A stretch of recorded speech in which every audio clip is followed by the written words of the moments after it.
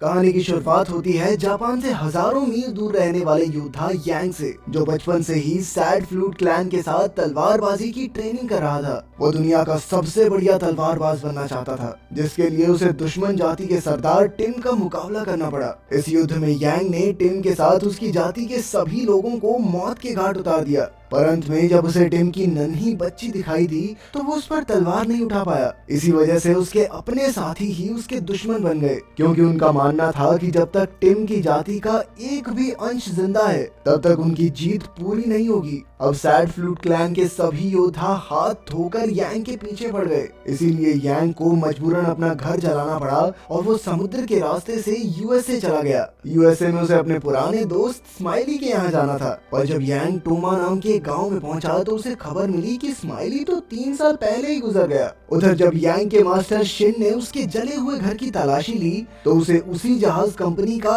अध जला हुआ कागज मिला जिसकी मदद से यांग यूएसए गया था। तब शिन भी अपनी सेना को इकट्ठा करके यांग के पीछे अमेरिका की ओर निकल पड़ा। उधर टोमा गांव में आम लोग यांग को ज्यादा पसंद नहीं करते थे, पर वहाँ सर्कस में 8 बॉल नाम का एक बौना आदमी था जो उसे स्माइली की पुरानी कपड़े धोने वाली दुकान में ले आया ताकि यांग बच्ची के साथ यहाँ सही सलामत रह सके। पर शाम को अचानक लिन नाम की एक लड़की ने यांग पर पीछे से हमला कर दिया। यांग उसके वार को रोक सकता था, पर उसने ऐसा किया नहीं ताकि उसकी असलियत सबके सामने ना आ जाए। तब लिन ने उससे माफी मांगी और बताया कि वो स्माइली की दोस्त थी। खैर बाद में लिन ने यांग को अच्छे से कपड़े धोना सिखाया ताकि वो स्माइली की पुरानी दुकान को दोबारा से चलाकर पैसे कमा सके। उस बच्ची का अब तक कोई नाम ही नहीं रखा गया था, इसीलिए लिन ने उसका नाम अप्रैल रखा। अगले दिन यांग ने सालों से भरी हुई धूल को साफ करके दुकान खोली। अगली सुबह कुछ शैतान बच्चे आकर उसका मजाक उड़ाने लगे, पर फिर 8 बॉल ने वहां आकर उन्हें भगा दिया और यांग को अप्रैल के साथ सर्कस में खाने पर बुलाया। बाद में यांग ने देखा कि लिन चाकू फेंकने की कोशिश कर रही थी, पर उसका निशाना बहुत खराब था।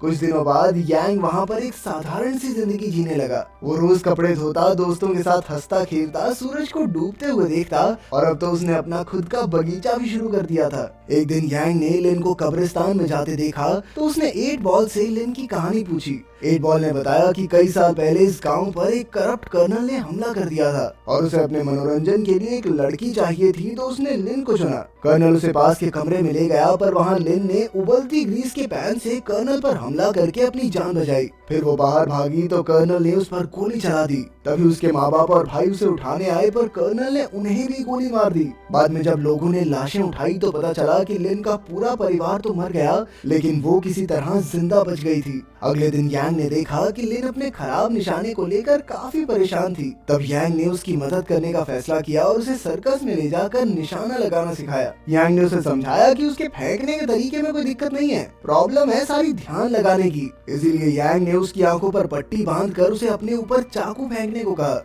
आखिरकार लिन के सारे निशाने बिल्कुल ठीक लगे और तब लिन ने कहा, शुक्रिया सैड फ्लूट। उसकी ये बात सुनकर यांग हक्का बक्का रह गया। दरअसल लिन ने स्माइली की कहानियों से अंदाजा लगा लिया था कि यांग सैड फ्लूट क्लैन का ही एक योद्धा है। इसके बाद यांग ने अपनी पूरी कहानी बताई। उसके पिता एक आम किसान थे जिन्हें एक योद्धा ने सिर्फ इसलिए मार दिया क्योंकि वो अपनी तलवार की टेस्टिंग कर रहा था। उस दिन यांग ने फैसला कर लिया कि वो दुनिया का सबसे बेहतर तलवारबाज बनेगा। यांग को उदास देखकर लिन ने उसे अपनी माँ का नेकलेस तोहफे में दिया, तो यांग ने भी उसे अपनी तलवार दिखाई जिसे उसने हमेशा के लिए सील करवा दिया था ताकि वो फिर से किसी की जान न ले सके। खैर उसके पास कुछ छोटी तलवारें थी जिससे उसने लिन को ट्रेनिंग देनी शुरू कर दी। ये सब देखकर गांव में रहने वाला शराबी रॉन काफी हैरान हुआ। उधर शिन और उसकी पूरी फौज ने एक शिप के सभी लोगों को मारकर उस पर कब्जा कर लिया था। वो तेजी से अमेरिका की तरफ बढ़ रहे थे, पर शिन के हिसाब से अमेरिका जैसे विशालकाय देश में भी वो यांग को आसानी से ढूंढ निकालेगा। जरूरत पड़ने पर जैसे ही यांग अपनी तलवार की सील को तोड़ेगा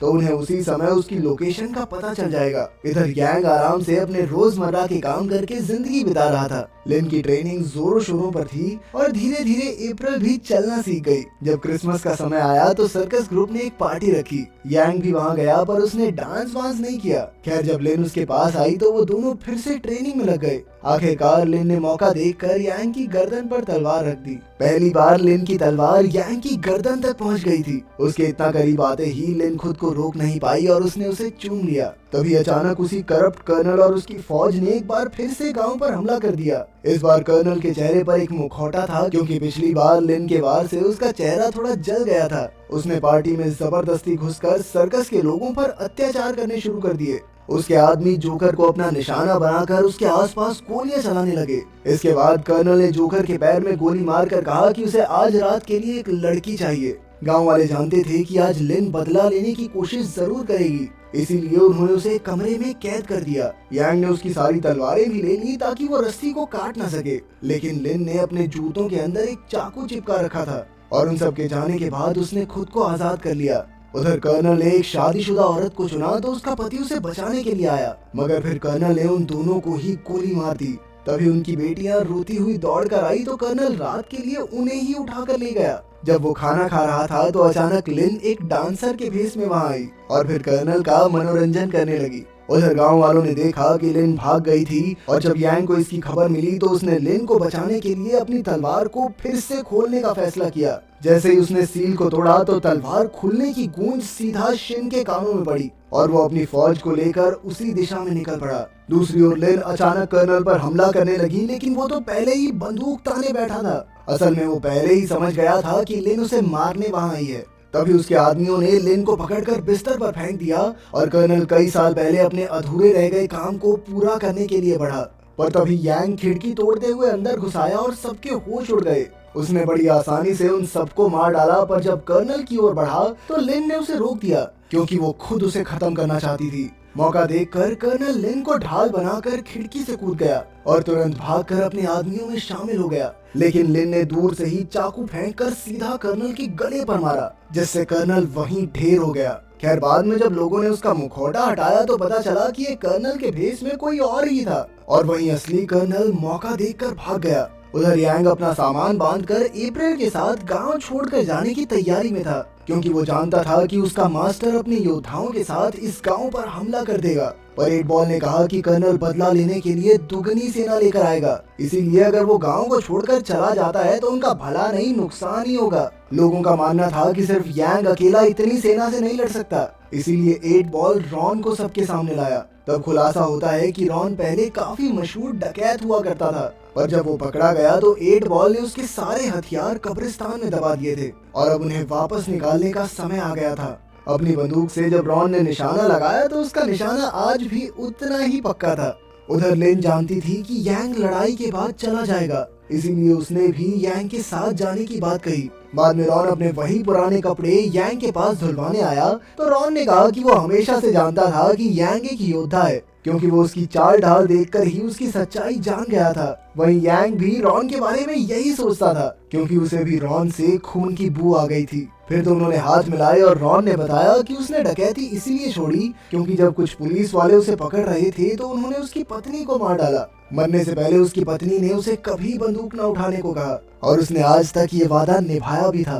पर आज गांव वालों पर मुसीबत आई थी, इसीलिए रॉन ने सोचा कि उसकी पत्नी उसकी ये मजबूरी जरूर समझेगी। फिर अगले दिन एक लड़का अप्रैल को लेकर बेसमेंट में छिप गया और यांग गांव की सरहद के बाहर कर्नल का इंतजार करने लगा। जब कर्नल और उसकी फौज आई तो वो यांग के बगीचे को रौंदते हुए आगे बढ़े, लेकिन वहाँ पर गांव वालों ने बम छिपा रखे थे। अचानक चारों ओर से जबरदस्त धमाके हुए और बहुत सारे दुश्मन मारे गए। इस धुएं का फायदा उठाकर यांग आगे बढ़ा और जबरदस्त तरीके से दुश्मनों को मारने लगा। वहीं कर्नल अपने बचे हुए आदमियों के साथ सर्कस के करीब पहुंचा और वहां भी लोगों ने आसपास धमाके करके दुश्मनों को मार डाला। वहीं रॉन जाइंट व्हील के बिल्कुल ऊपर से गोलीबारी करने लगा, पर जब दुश्मन उस तक पहुंचने के लिए झूलों पर चढ़ने लगे तो सर्कस में काम करने वाले लोगों ने पीछे से उन पर खूब गोलियां बरसाई। उधर यांग भी छिपते छिपाते दुश्मनों को एक एक करके खत्म करता जा रहा था। जब दुश्मन ज्यादा करीब आ गए तो रॉन तार के जरिए बाहर आ गया और फिर उन्होंने झूले को ही बम से उड़ा दिया, जिससे कर्नल के बहुत सारे सैनिक मारे गए।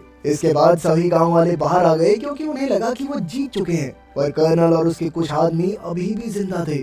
अचानक उन्होंने कई सर्कस वालों पर हमला कर दिया और जब कर्नल के आदमी बाकियों को घेरने वाले थे तो एकदम से वहाँ सैड फ्लूट क्लैन के योद्धा भी आ गए। इसी के साथ वहाँ बंदूक और तलवारबाज योद्धाओं के बीच जंग छिड़ गई। तब यांग ने लिन को अप्रैल के साथ भाग जाने को कहा और खुद जंग में लड़ने चला गया। वहीं यांग ने भी धुआंधार तरीके से दोनों तरफ के दुश्मनों का मुकाबला करना शुरू किया, जिसके बाद वो लिन और अप्रैल की रक्षा करने के लिए दौड़ा क्योंकि कर्नल उनके ऊपर हमला जरूर करेगा। लेकिन जब लिन फंस गई तो उसने 8 बॉल की गोद में अप्रैल को रखा और खुद यांग के साथ दुश्मनों से लड़ने लगी। सबको मारने के बाद वो 8 बॉल के पास पहुंचे, लेकिन कर्नल पहले ही उसे मारकर अप्रैल को अगवा करके ले गया था।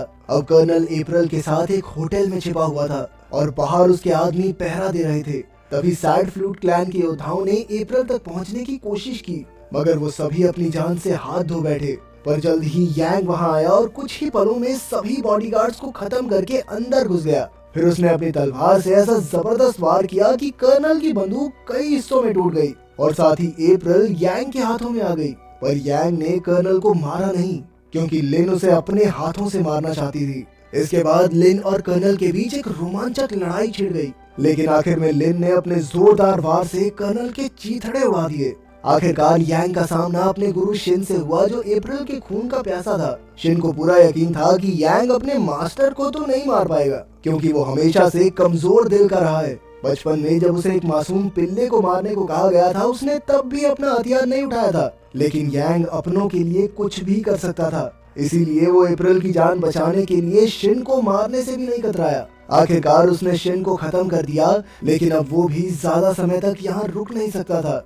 वो समझ गया था कि अगर अप्रैल और लिन उसके साथ रहेंगे तो उनकी जान भी खतरे में रहेगी। वो उन्हें एक अच्छी जिंदगी देने के लिए उन्हें छोड़कर वहाँ से चला गया। अगर वीडियो पसंद आई तो लाइक कर देना, चैनल को सब्सक्राइब कर देना। मिलते हैं अगली वीडियो में।